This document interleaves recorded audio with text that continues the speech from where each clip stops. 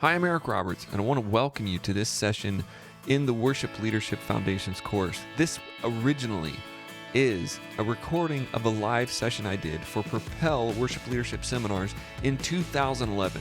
Much of the material in the Foundations is brought from that original workbook. You can find that workbook, the graphics, the designs, everything at worshiptheking.com when you join Worship Leadership Foundations. I was grateful to find these sessions from 2011 where I was speaking to a small group of friends and worship leaders in a time in my life when I was really digging in deep to building my own worship teams in several churches. So you're in the right place if you really want to learn how to grow a successful worship ministry and how to lead worship well with less stress. And that's where we're going to start right here today in this live session. But just don't forget that God is with you. He's going to equip you and give you the strength and the wisdom you need. Let's listen into the session from Propel 2011. It's all the same. People in every church are the same. I know because I've been to a lot of churches, and I've done a lot of worship ministry and a lot of team building, and that's where this Propel came from, because I wanted to give worship leaders the insights that I've gained over the years of building teams and having the success that I had, and so this is. I was in Florida on vacation, and I opened up a journal because I always want to be doing something. So I was reading. I opened up a journal from back in 2000. No, it was probably like 99. I started leading worship when I was 17 in my youth worship team, and then I had mentors. I had worship leader mentors, a few guys that came up and they took me under and they said, we see something in you and we want to take you and help you, be a better worship leader. So those are the people that affected my life. And I went to a worship seminar in 99-ish or whatever. I was young. And when I came out of the worship seminar, the board of the church wanted me to write down. They always want to know something, I always want to figure out what you did with their money or something. So they said, write down, and they were just trying to help me too. But they wanted me to write down everything I learned. And so I started writing, and I wrote 19 points in that journal that day. It was about 5 pages. And 10 years later, after I was finished leading worship at Springboro here, I'd been gone from there about a year and a half, I was looking through this journal, and I thought, I'll just read this journal, and it blew me away. I thought these 19 points that I learned when I was really young, like 18 years old, they were still the most true 19 points for ministry that I'd ever had. I mean, it was like reading something from somebody that day, that was really smart about the ministry. The mentorship around me and the things I was learning when I was 17, 18 years old was so applicable to right then as a worship leader. It was foundational. I called them the 19, foundational points because it just hit me really hard. I thought, wow, at that age, I had such a knowledge given to me from my mentors, and it carried me through the years of ministry that I was able to become successful leading bands and doing the things that I knew God wanted me to do. And so I just had this aha moment. I gotta be able to, help other people learn these truths, even if they're young or even if they're right in the middle, even if they're old or young. They can be right in the middle of their beginning or whatever. But, so the 19 truths are not in this book. And, I may publish them on my blog. Some of them are, whatever. But I guess I just shared that so you can get a little background on me since we'll be spending the day together. And to know that in ministry, leadership is the number one thing. And, you've heard everybody say everything rises and falls on leadership. And I don't know who thought of that, but it's pretty true. And it's really true that when I've looked around at worship teams that I've worked with, it's really true that it all rises and falls on leadership. The leadership that you are in affects the whole church, affects everybody around you. And so I felt that instead of teaching you more guitar chords, because that's fun and that's usually what I do, I want to teach something deeper, something that will take you further, something that will enhance your ministry. And I've just seen so many worship leaders struggling and with these points that we're going to be talking about today. So I hope that I have plenty of place for notes. You don't have to write notes. but I have plenty of place for you to take notes. And I want you to, are you all building teams? Are you a worship leader? I have a team. You have a team. I'm working with, I guess. I'm okay. already building it. I guess it's already there. Yeah, good. And I know you are building a team, and you're trying to build a team, and you're trying to rebuild a team. So, we're facing a lot of challenges in building teams. And so I'm going to be giving you today, not everything I say is like so true. It couldn't be true. I mean, there's a lot of ways to approach a worship team and how to build one and how to develop one. But so we can even discuss some of those things today, like what, my philosophy, it could be much different or the same as some of yours. But the philosophies I'm going to teach are proven, true, they work, they develop strong musicians, strong teams, and strong worship. And so, first of all, though, I want to talk about you. And I want to talk about you as being the pit boss of the NASCAR pit. So you got this car, and I was studying to teach this, and I found this, it's so amazing. But it says, and this isn't in your book, but I found this article from how to land one of the most fast and furious jobs on the planet. It is to work on a pit crew. And so the ad that they posted was, wanted, a multi-million-dollar corporation seeks a talented team player with a refuse-to-lose attitude, must handle extreme pressure well and make every second count. Mistakes will not be tolerated and may lead to immediate dismissal. Extensive travel required. I mean, who wants that job? It's insane. So I think about this pit boss, and I wrote down. I actually have the whole article here, and I think I wrote down a little bit more of the examples. We're looking for someone with strength, speed, coordination. People who desire to beat somebody. They have that competitive spirit. Then there are the mental skills. The best crew members are those who can block out the dangers of their job, the beehive of activity that surrounds them, and concentrate specifically on their role. Before a pit stop, when the car is coming down the pit road, I always visualize the stop, Ward says. You pick out a time when you were on and you did your job perfectly, and then you try to do that. You think about what it takes to do a good stop. He's visualizing that car coming down the road and thinking of everything around him. But he has one specific thing to do. You have to be able to shut everything else out. If you're a tire changer, you need to get your 5 lug nuts off and 5 lug nuts on. That's all you have to worry about. But you have to do it perfectly every time. You have to be able to put everything aside. He says that each position on a pit crew may call for different physical traits, and this is very interesting. For example, the front tire changers should have the obvious hand-eye coordination, but it helps if they're small. That's because they take up less space, and it leaves more room for the jackman to pass. He said he compares this position to a shortstop or a lightweight wrestler. An ideal jackman, though, he may be more like a linebacker, so he's going to be a big guy. He needs good upper body strength to get the proper leverage and needs to be quick on his feet. Taller people are often ideal for the job of gas man because they can get up there and put the gas in. So they're talking about a pit crew, and they're saying every little job and every little person is so specific, and everything in this job is very demanding. So I have this thing I made. Let's talk about our traits, the traits of an excellent leader. You have to accept your role and take your responsibility. You're going to have to find and solve problems. You're going to have to serve your team. You're going to have to be humble. You're going to have to be absolutely excellent. There's not a lot of error space for a leader. You don't run around and just do a half job and hope that people follow you. That's not what people follow. People follow excellence. People follow leaders. Leaders are not half-made men. So, what about this?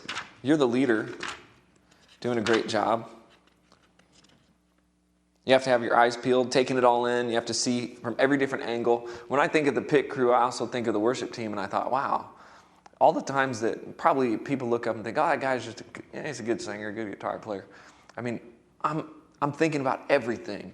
Every little, sometimes I would wake up in the middle of the night and wonder, like, did I plug that one cable into that third channel? Is that, and I'd always have this nightmare that the soundboard blow up or something. So I'm not just up there. la la la la la, singing on my guitar. As a leader, I'm looking at all aspects of the team, the sound team and everything that's built around that. That's what we have to do, or we don't have an excellent team. So when something's not going right, you must determine and find a way to make it right. You have the burden of finding that. And so many days in my team building I've spent driving and talking to a team member, or just thinking over and over, I know this isn't right, but how do we fix it? How do we do this? How do we go to the next level? It's like, how do we shave 1 second off that stop? How do we shave 1 second off that tire changer's job? How can we win the race? So we have to be able to diagnose the problems. We have to be able to set goals and lead others and reach them. And we have to be willing to admit we're in over our head so we can seek help. And this can make or break your team. This is just a leadership quality. I'm just kind of talking generally about leadership, but applying to worship. And if you don't have this ability, you'll leave your team stranded. So, in mediocrity. You could say, I'm in over my head. I know my tire changer, he's only putting 3 lug nuts on, and he's getting real slow, and he's always dropping that 4th one. And I don't know how to fix it. I don't know, because I'm not a tire changer. That's the one thing I never did. I guess we'll just have to wait. Just let him just drop that lug. So the whole team suffers because maybe you've diagnosed a problem, but you don't know how to fix it. And so your car, instead of, 10 seconds or 20 seconds, now you're up to 45 seconds, and your guy's always losing. Your whole team. You lose all your money, your sponsorship. All the good guys that are on your team that were doing really fast, the gas man, the best gas man on the whole NASCAR circuit, he quits, goes to another team. Thinks, I want to win. I can't win with that tire changer. Well, that's your responsibility. It's not his responsibility. I mean, he's got to change it a little faster, but as a leader, you have to be able to do that and be able to know when you're in over your head and know how to seek help and do whatever you can to make your team better. So I think about church ministry, and as I've done it over the years, it isn't like, hey, I wish I could say, hey, Daryl, I'm going to, we're having a new worship band start up, or hey, Allie, we're going to start a worship band, at church, and it's going to be a 4th team, and it's like, maybe about an hour of practice a week, and then we're going to play on Sunday, and it's $1,200 a week. So, if you can do that, that'd be great. What do you think? Yeah. If somebody would call me up, hey, we're going to just, write this big check for you, and it's going to be a lot of easy work. Worship teams we'd be like American Idol, lined up outside the church. Pick me. But here's what happens. Here's the reality, and as a leader, this is always a struggle. But it kind of goes, I just did this, I thought it was kind of funny, if I can even find it now. It's in your book. But it's on page 15, and it says wanted. This is the truth. This is the truth. It isn't the $1,200 a week, hour a week job. The church on the corner seeks a completely dedicated musician to play every week, practice every Wednesday night until 10 p.m., drive to church 2 hours early without your family, sit through multiple services, and keep a smile and a positive attitude the entire time. Letting down the team by playing a wrong chord or having cheap equipment will not be tolerated and may lead to immediate dirty looks from the worship leader. Extensive commitment is required. Pays $0 each week. And that sounds like the kind of team I was building. That sounds like the teams I've been asked to be on. As a professional musician, I'm like, this is what we're up against. That's just kind of something funny. It's true, though. It's so funny, but it's so true.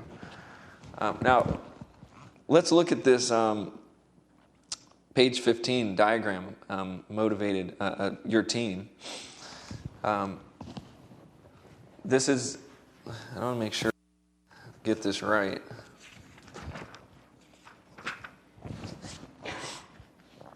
I have all these notes and I can't even. So we're going to talk about our team.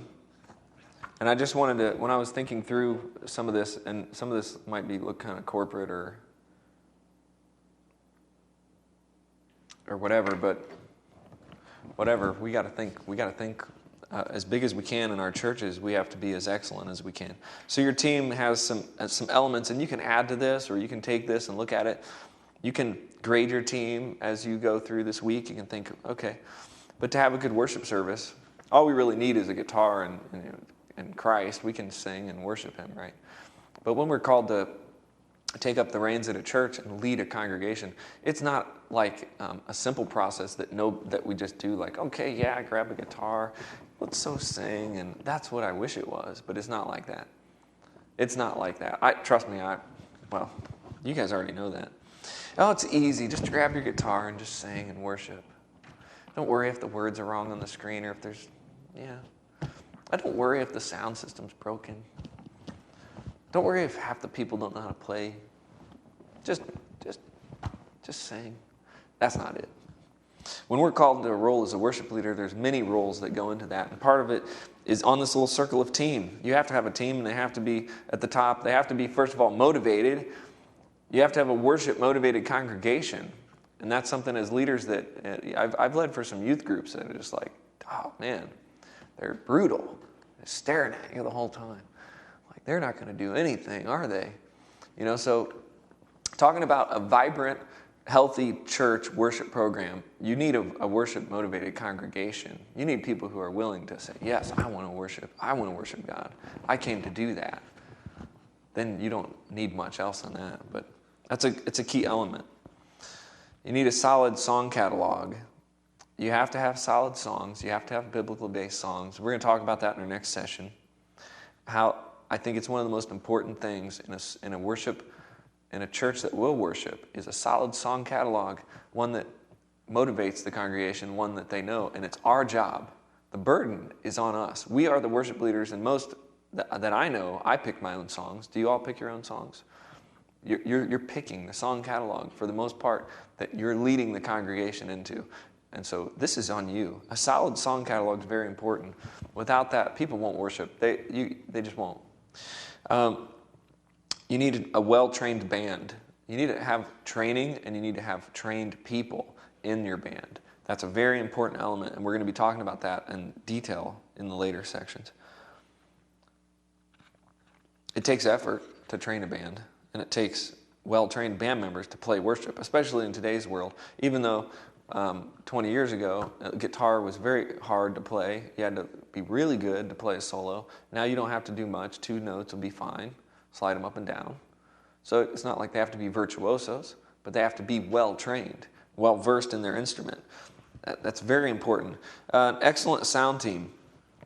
Now, if there's time today, I've got a special sound seminar, which it's not on the schedule, but if there's any minute of free space, I'm going to give you my 5-minute sound check. An excellent sound team is probably the most important part to me of a whole worship team.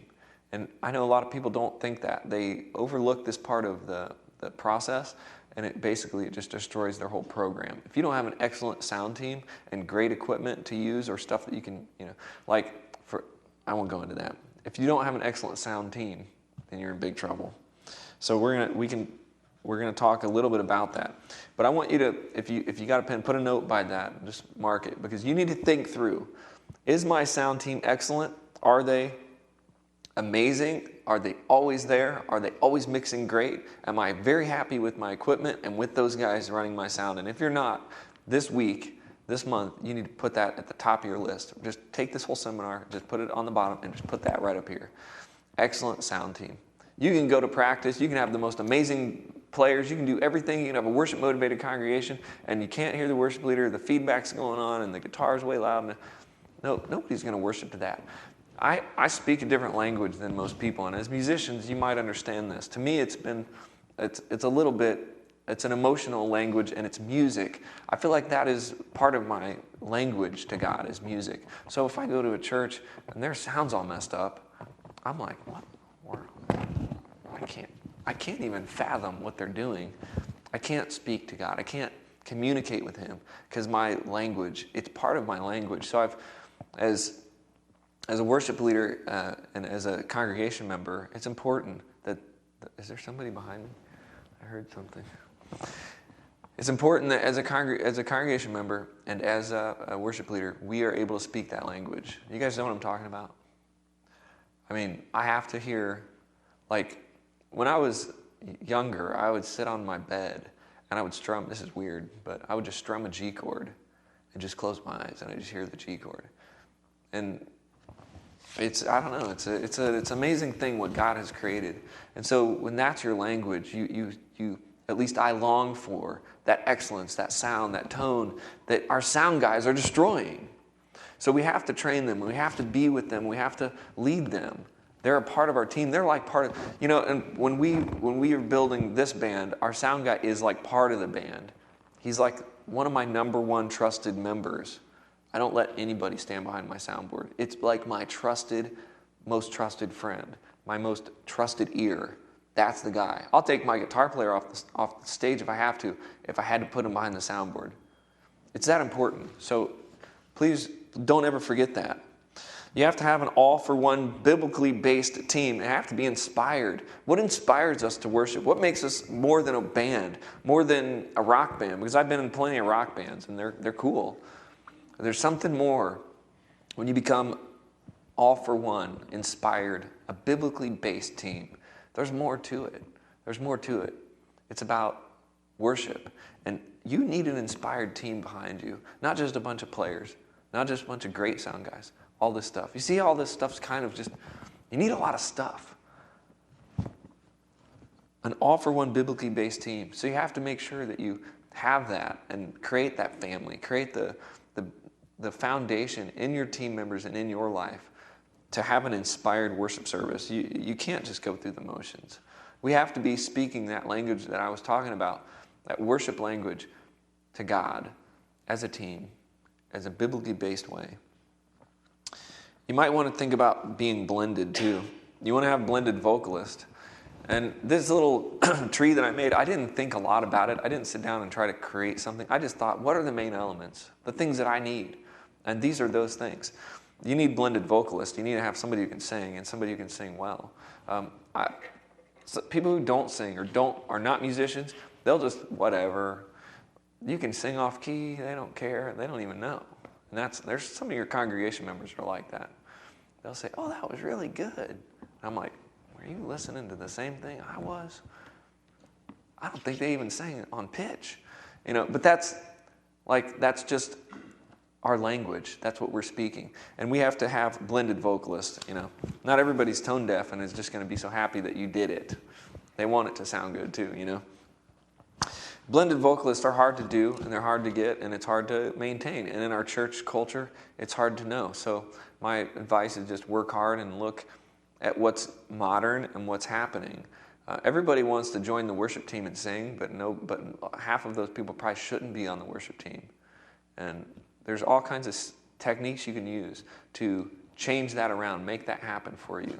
Get the right people and get them blended. Blended in a sense of they sing well together and they're trained, just the same thing as being trained. So this is what I want your team to look like. These are some elements. If you have others, you can write them down there and think, well, I also want to have this in my team or that in my team.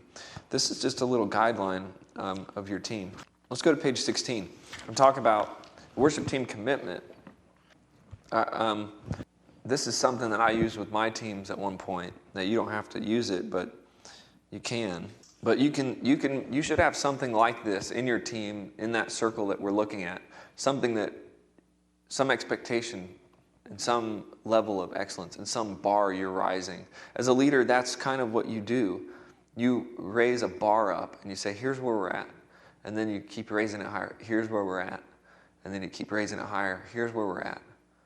And you don't ever stop raising that bar. You never do. You could never say, here we are. We're going to stay right here. This is just perfect. Because in 6 months, some new piece of equipment's going to come out. Some new style of guitar playing is going to be there. You're going to have to go back up like this. If we were still leading worship like 1925, even if it was the best 1925, wouldn't it be kind of outdated by now? So let's just keep raising the bar. You should have a bar, and you should always have it and always be raising it. As much as you can tolerate it, and as much as you can, it can be frustrating as a leader to do that and to never feel satisfied. But you always have to remember, there's like a time when you can rejoice that you've made it this far, and then you know what your team's like, and then you push them a little further, and you push them a little further, and you keep going. And it's personal too. You'll never be a better worship leader. You'll be good now, and then a year later you'll be even better. If you've ever recorded yourself and listened to it like 2 years later, you're like, what? Or watch something you did like 3 years ago, you go, what? At least I do. I go, that was back when I was using that pedal or that guitar sound, or that was before I learned how to use my voice this way. Or that was, that's everything we do.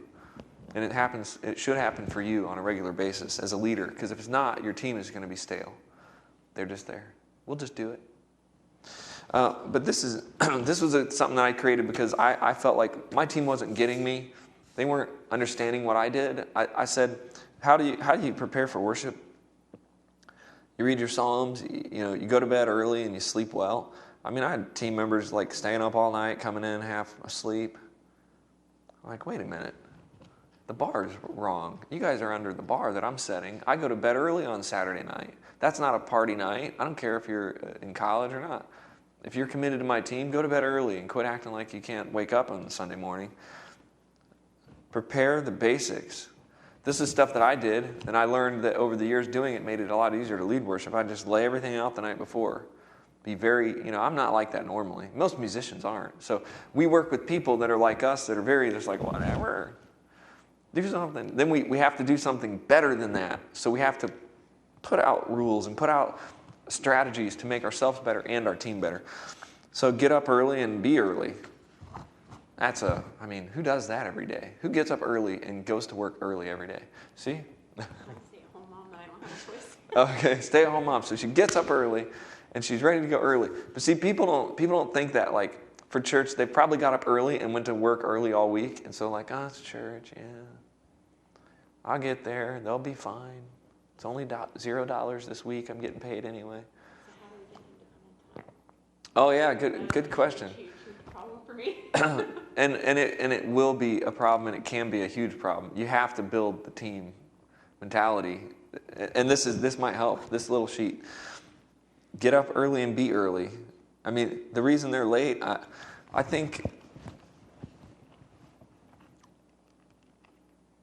I'll tell you the only way I ever got my teams to be on time. And I don't know if you're doing this or not, but the only way to get your team, and we'll talk about this in removing roadblocks later. It's all about pre-rehearsal prep and everything. That's about being on time and stuff, but it's the weirdest thing. The only way I ever got anybody to actually be on time is to be earlier than them, and then yell at them when they don't come on time. I threatened to make them pay $1 every time they were late. Then I felt bad. I've heard of that one. Yeah, Paul. Speaking as a team member, I can give my input. I think the way you get your team on time is to start on time, even if there's only 3 people there. Yes, because right. When you show up and you hear the music playing, you think, "Oh my goodness, I'm late." But if you wait till everyone gets there, and you start 15 minutes late, the member's gonna think, "Wow, they're not gonna start for another 15 minutes anyway." Yeah. And this is leadership, like, number one. I know that with my teams, that's the only, and it's hard. I hate starting without team members. I hate that because I think it's a waste of my time to go through 3 songs while the guitar player's still, like, eating a burrito. And he gets there. That didn't happen ever, but Paul's right, and Paul was on one of my teams, and I think that when you set the standard really strict and you say, we're starting at 7 o'clock, you're there early, the sound's ready, everything's going, then it seems like people will come at 7. But if you say we're starting at 7, and then we like to be laid back, and then we let's do a few more mic checks, and it's 7:20, and people like calculate. I think people say, oh well, every time I go at 7, we don't really get anything done till like 7:20, so I'm just going at 7:20. So it's kind of like you have to be, like Paul said, start on time, start every time on time. Don't, and I would make it a personal issue with that team member. If there's is it all of them or just one of them or a couple? Quite a few of them. Yeah, I would just tell them we're starting at 7 and we're ending at this time. Ending on time is important too. Or to me, it's knowing your team's limit. If they tell you, hey, we don't mind to stay till 12, then you can stay till 12. If you tell them we're having practice from 7 to 9, and you start at 7 and end at like 10:15, you have no right to expect them to come early, I think. I think we have to respect their time bounds on both sides, the end and the beginning. So sometimes I'd tell my team, okay, practice is over. For those of you who have to go, I'm going to stay in whatever. I don't have to leave. And some of my team members were close friends, so we'd stay for another hour or whatever. Some of them had kids, and they had to be home, so they'd just get up and they'd go. But let them know that here's the time we're ending. Here's the time we're starting.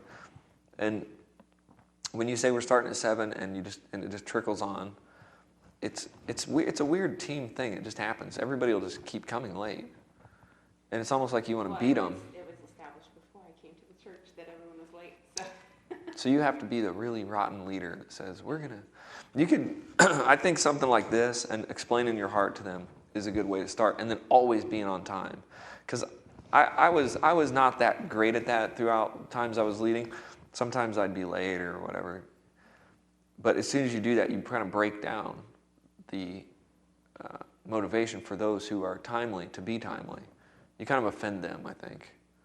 I'm not saying you're late, but No, I come like 20 to 30 minutes early. yeah, if you're early, you're ready. And in removing roadblocks, we talk about that. And I think it's getting your team on the right page, is sitting down and saying, guys, I'm raising the bar, and this is hurting our team because so many of our members have this many kids, and they come early, but you're late. So if you want to be on the team, you have to be on time. And if you don't want to be on the team, if you're going to continue to be late, you're probably not going to be on the team much longer. That's a tough thing to say. But like in auditioning, in setting expectations, if somebody was always late, I would just be like, you're done. You've got a couple more times, and then you're just showing us that you don't care. So you'll just be on probation. You'll be replaced. That would be very hard because I have no one to replace. Right. Well, I'll fix that problem for you. It's a widespread problem. Say, for example, you have people who work until 6:30, and there's no way they can get here till 7:15. If you have a few people like that, then maybe you want to consider, okay, what time can everyone actually get here? Yeah, And then right. adjust that starting time. Good We idea. practice on Sunday mornings before church because that's the only time that Boxed we in, can all okay. make it. Yeah, so you're So, boxed in. I mean, we have to be on time, and we need to start on time, or we don't get done. It probably So- frustrates you, right? With the whole rehearsal, it frustrates the practice time. Nobody's, you probably aren't as good as you could have been because they were late. I would just have a heart-to-heart. I'm not complaining about our team. I think our team is quite excellent for as small as our church is. Yeah, yeah. So I'm not complaining about the team, but I would like to start on time. Yeah, well, I think by the end of the day, you're going to have enough ideas. Like in training, I talk a lot about this, and in auditioning. And I know when you're small and you can't just replace the person, my approach was personal, one-on-one. Get to know them and bring them in. Show them what you're doing. Tell them to come early every week. Hey, when you come at 6:30 or whatever, because that's when I come. I need help with setup. You have to, as a leader, you have to, whatever it takes to get them on time. There does come a time in your leadership when you say, you're hurting the team. I'm raising the bar, and you have to come along. But there's all kinds of, in church it's hard because I would just say get rid of them, and just find somebody else. But a lot of times you can't do that. It's not right really to do that. What you have to do is train them in, personally bring them along, and make concessions. They may say, well, I have 9 kids and I only have 1 bathroom, and say, okay, well, we know that, Fred's going to be late every week. So we have him set up early on Saturday afternoon, and then he comes in, and we just go on without him. There's all kinds of things that we do as leaders in worship teams that, to me, it's all about personal. It's about knowing that person really well and knowing why they're late. And if there's say you have 10 on your team, if 5 of them are always late, just start with the first one, the one that's always late most, and start bringing them in and showing them that you desire the excellence. Because I think that's what people respond to most is like, oh wow, I'm really hurting my leader because they're there really early, and then I'm kind of, and I'm not saying that some of this won't lead to you're going to have to sit out because we just can't wait for you anymore. So in my team building mentality, the team is the team. We are one. We are, like in the pit crew, if one guy is messing up, the whole team hurts. So you have to be able to know as a leader when it's time to tell that one person, hey, for the next month, we're just going to ask you to sit out.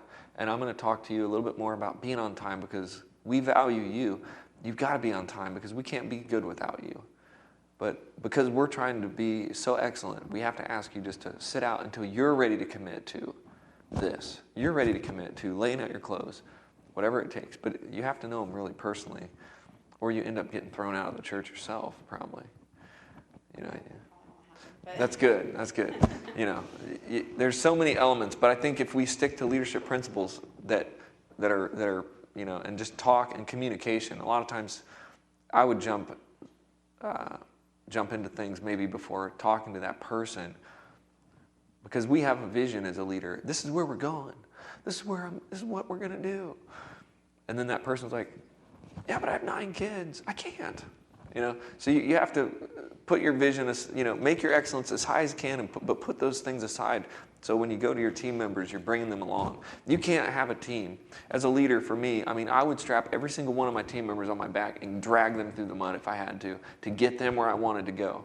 And I'm not, you know, that's what you have to be willing to do as a leader. That's what I feel like. If I'm not the one dripping sweat first and just dragging those guys, you know, pretty soon they'll come up along with you. And you'll know who's coming sooner, and you'll create these great friendships. But if they're just always late and it's bugging you, then I think it's okay to just start raising the bar on them and talking to them. But Paul is totally right. Start on time always, even without them. Leave them behind. Leave them in the dust. Make them mess up because they didn't get there on time. And then always start on time and end on time. So they start to feel like, wow, they're really starting to get serious. Because I know when I goofed around, my team would start goofing around. It's like it would just trickle out. And pretty soon I'd be frustrated. Like, why are they goofing around so much? And my wife would say, well, you didn't start till 8 o'clock. I'm like, oh, yeah. Well, I was hungry, you know. So we're leaders are people too. You know, we goof around too, or I do. Let's go. There's got to be an equal amount of goofing and leading going on at the same time. Let's go to the number 17, the God-inspired circle. Now, this is something this is amazing, because this is what you're doing. How do you pronounce your name? Aja? Asia. That's what you're doing. You're saying, man, I envision a better team that's on time more. So let's do what the God-inspired circle says. And this is something that it's God-inspired, and it's a circle that goes around, and it keeps going around. Like I said, the raising the bar. Here's what we're doing as leaders. We're envisioning to form a mental picture of something, typically something that may occur or be possible in the future. Envision. I'm envisioning that my whole team will be on time and will always start on time. I'm envisioning that we'll have more musicians than I need. I'm envisioning that our sound guys will start mixing us and we'll sound like pros. Okay? That's the first part. As a leader, this is what happens to you. In your heart and your mind, it's a big circle, and it keeps going. And God's right there in the middle of it, because you're the leader. You're His leader. You're the one He's put in charge of all these people. Now measure the team to assess the effect or quality of something, often against a standard. So you have to measure something, in my opinion now, when I look at music, you have to have a standard. It's easy to willy-nilly walk around and say, we don't sound that good. Or, we sound awesome. That's a better one. It's amazing. And then you turn on a CD of, I don't know, Paul Balash or somebody who is amazing, he's on the radio. And he's a professional. So you're like, your team's like, we're awesome. And you like turn on a Paul Balash CD and you're like, I don't know, he sounds better than us. I don't know, that sounds like he's doing something different than we did. So in other words, measure to assess the effect or quality of something, often against the standard. And nobody wants to do this. Nobody's going to do this. Your team isn't going to come to you and go, I've been measuring us against these other guys, and we stink. Nobody's going to do that. That's your job. That's your job because you're leading them. A lot of times worship bands will do that. They'll play, they'll go, we're awesome, and they'll go, whatever, that's fine. And I hate to have to tell them. Sometimes, as the leader, I say, no, that wasn't awesome. That wasn't that great. I mean, it was okay. But the bar that I'm setting is over here, and it's measured against this. Now, you can't come into the worship team who's been together for 3 weeks and has like missing a bass player and half drummer only has one arm and or whatever, and then they play you a song and you go, well, yeah, but you stink because Paul Balash's sounds like this. Or the church down the street I was at last week, they've got like this. So you guys are terrible. So you have to measure. You have to be able to measure against the standard, and then you have to be able to grow. To produce something as part of a natural process or allow it to be produced. This is an amazing definition of grow, okay? To move from one condition to another, especially gradually moving from one condition to another. So you you have to produce something as a part of a natural process, and that's what musicians are. We're a natural process. That's what worship teams are. It's a real natural process. It's only going to happen gradually. And because of a few pages ago, when we saw this big web of stuff that we need to be excellent, we can't go into a worship team and then like in 2 weeks have like an amazing team. Trust me, I've tried it. It doesn't work. There are so many aspects of the worship team and the church and the sound and the pastor and the service. There's so many aspects upon your shoulders that you can only grow gradually as a natural process. And sometimes the bar is set. Your bar may be way up here, but the bar that you have, maybe your real bar is down here. You're trying to push it too far. That's why you have to envision and measure and then grow. And then envision and measure and grow. And then envision and then measure and then grow. And keep doing that every little bit until your team is where you want. So when you talk about growing, we're going to talk about this in real detail, like how you grow your team in my training section later. But to produce something is a natural process, or allow it to be produced. To take from one condition to another. Close your eyes and envision in your mind, and you're not going to do this. Well, actually, yeah, we are. We're going to do this now. We're going to think about our teams. We're going to envision what we think about our teams. Like, oh, this is what I really want. Maybe you saw it in another church. Maybe you saw it on TV. Maybe you just know by listening to music or your style, where you've come from. Maybe you had a church prior that you had a team like that was really high quality and really, or there was a certain team aspect of it that was like, that you knew was right. That as a natural process, it grew into something beautiful. Now you're going to envision what you want for your team. Then you're going to measure in your mind, where are we at against the standard? Do that, and then you're going to try to grow them. But I think for today, what I wanted you to do was, and this isn't going to, I'm not going to grade this like I could grade it anyway. This isn't like a school. But you're going to envision for your team. Envision what you want. Write it down. I don't know, like write it down right now. And we're going to play some music for, 5 minutes or something. So really, I want you to think about some of the things I've said. We're ending this session, and we're going to, as soon as this is over, we're going to take a quick break and get back into part 2 of Ministry in Motion, which is kind of like the nuts and bolts of auditioning and training. So right now, it's important for me to see, it's important for you to whatever it might be. I want more guitar players. I need more musicians. I want to better this. I think you know what you need. I can keep going. Do you guys want me to keep giving examples? I wish our sound guy wasn't terrible. I wish our people at church, I wish they would just start worshiping. I wish people would raise their hands. I wish I wouldn't be the only one that really thought I understood what it meant to really truly worship God. What do you want for your team? Because God's put you in a leadership role, and He's put a team under you, and the only way you're ever going to get it is to envision it right now. And it can be 10 steps ahead. Don't think I want the bar to be, it could be the next bar. It could be 10 bars from now, high. It has to be grand, though. It has to be a grand vision, because that's part of what leadership is. And there you have that as the segment that will help you begin to vision your team. Now, I will tell you as a leader that having a vision is one of the number one things that you need. One of those things that will keep you getting up in the morning. One of those things that will keep you pushing forward in your ministry when other people are naysaying or things are getting tough or you lose a good team member or the church goes through problems. You must keep your eye on the prize, and as a leader, you must really feel a sense of vision vision. That's part of what leadership is. So I would encourage you to do the same exercise we did here in this live session, where you just take 5 minutes, turn on some quiet music, and write down your vision. Dream about what you really want. This is the beginning of the Propel Leadership segment, and this is the beginning for you to really envision what you want, what God has for you in the future. Now, some of you are going to know exactly what it is and just go straight down and start writing it. It's been burning in your heart.